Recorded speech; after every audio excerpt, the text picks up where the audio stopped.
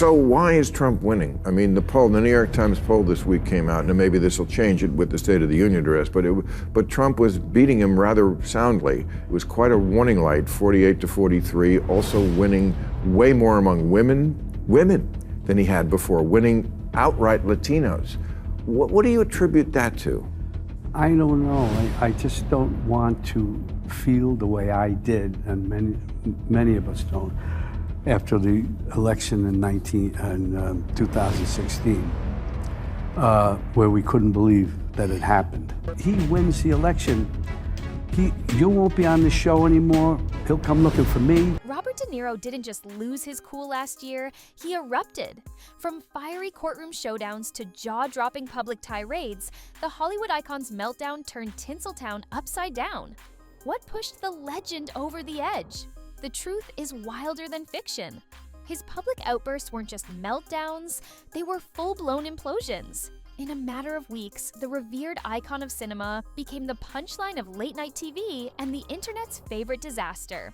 But democracy people take for granted. It's a word that some people don't even understand. They take it for granted. It's about right and wrong. Bill Maher just blindsided Robert De Niro with a single killer question about Trump, and it left the Hollywood legend completely speechless. No witty comeback, no fiery rant, just silence. Maher didn't pull any punches, cutting straight through De Niro's usual drama to expose the cracks in his anti-Trump crusade. It was a moment fans didn't see coming, the tough truth hitting harder than any blockbuster punch. What was the question that left De Niro tongue-tied? Stick around, because this showdown is about to get unforgettable. So why is Trump winning? I mean, the New York Times poll this week came out, and maybe this will change it with the State of the Union address, but Trump was beating him rather soundly. It was quite a warning light, 48 to 43, also winning way more among women than he had before, winning outright Latinos.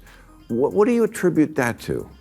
I don't know. I just don't want to feel the way I did, and many of us don't, after the election in 2016, where we couldn't believe that it happened. The guy is a total monster. And anybody, I don't understand it. I guess they get behind that kind of logic. They want to put people, screw them, because they're unhappy about something. He's such a mean, nasty, hateful person. I'd never play him as an actor. Let's set the scene. Last year, De Niro was everywhere, not because he suddenly found a political calling, but because he had a movie to sell. And what better way to grab headlines than going full scorched earth on Trump? But here's where it gets wild. De Niro didn't stop to ask why Trump commands such fierce loyalty.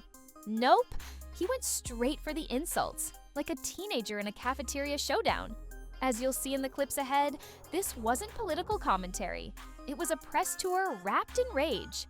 Whoever the people are who want to vote for him, and there look like intelligent people around there, for some reason, it can't be. It cannot be. If he wins the election, you won't be on the show anymore. He'll come looking for me. There'll be things that happen that none of us can imagine. That's what happens in that kind of a dictatorship, which is what he says. Let's believe him, take him at his word. To be fair, once Trump took office, reality did start feeling like a wild script rewrite.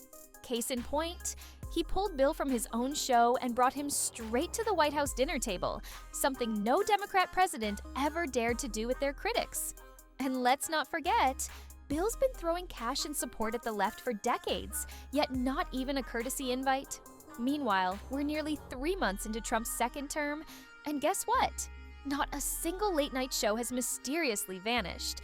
For a man branded as the face of tyranny, the silence from Hollywood's panic button is deafening. The people who somehow think he's going to be the answer to their prayers, whatever those are. Did you know God him knows. when, as fellow New Yorkers? Never wanted to know him. Never wanted to? No. You must have He crossed... was an idiot.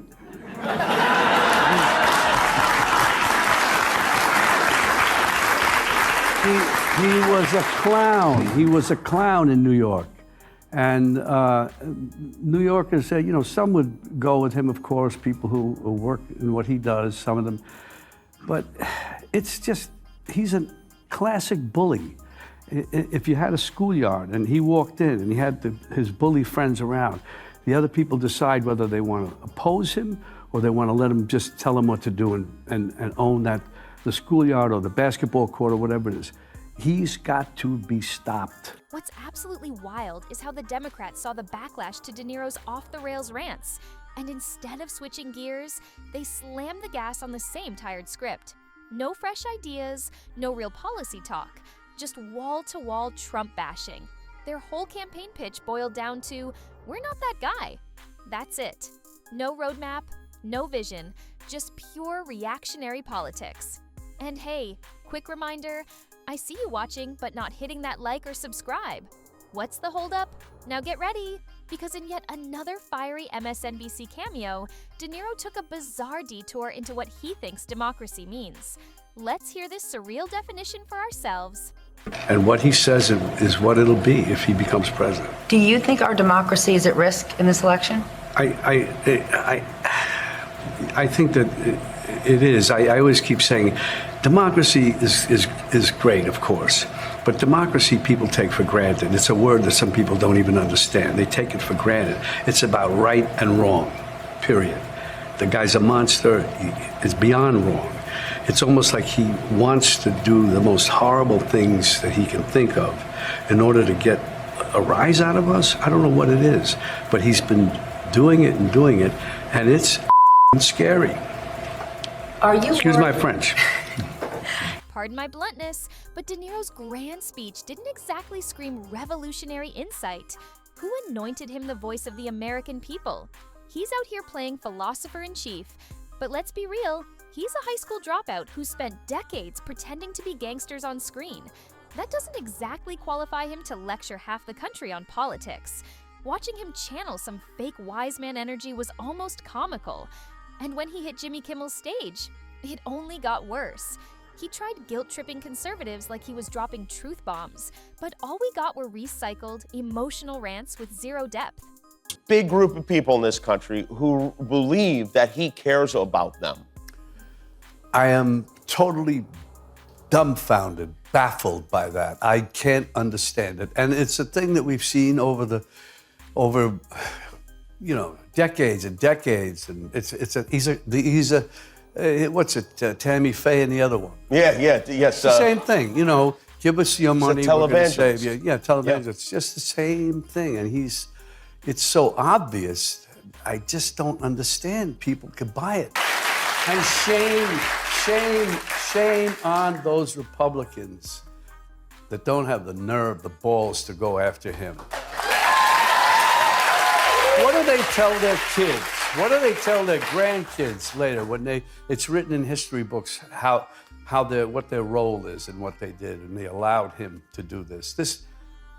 He's an outright criminal. De Niro didn't just go off the rails, he torched the whole track. Every promo stop turned into a full-blown anti-Trump tirade, and in doing so, he didn't just promote his movie, he nuked half his fan base. While everyday Americans were drowning under inflation, watching crime skyrocket, and seeing borders crumble, De Niro was too busy ranting from his Hollywood perch to notice the country was fed up. And when voters finally picked the candidate who actually spoke their language, De Niro was left stunned and speechless. But the final blow? He got roasted live at his own premiere by none other than Jason Scoop. It was the kind of humiliation you can't script. Hollywood karma in real time. Bobby, it's your favorite president. I forgive you, Bobby, for being such a loser about the election. It's not your fault you were born with a low IQ. It's not your fault, Bobby. Believe me. Bobby, your favorite president won. Kamala lost. She lost so strongly. You were wrong. You're a loser. You're a total loser. This show sucks. You're going to get low ratings, Bobby. You're going to get low ratings. Look at that. From raging bull to raging nobody. Such a disgrace. You're such a disgrace, Bobby. It's a horror. Robert De Niro's meltdown last year wasn't just a mess. It was a Hollywood disaster unfolding live. Instead of thinking for himself, De Niro and other actors just parroted whatever narrative the industry elites fed them, no questions asked. every interview turned into a political rant, alienating half his fan base while the country grappled with inflation, border chaos, and rising crime, issues he seemed blind to. When Election Day came, voters chose the candidate who actually made sense, leaving De Niro shocked and out of touch. To add insult to injury, he got roasted at his own movie premiere by Jason Scoop. Talk about public humiliation. Meanwhile, the Democrats doubled down on mindless outrage with zero solutions, banking on "we're not Trump" as their entire message.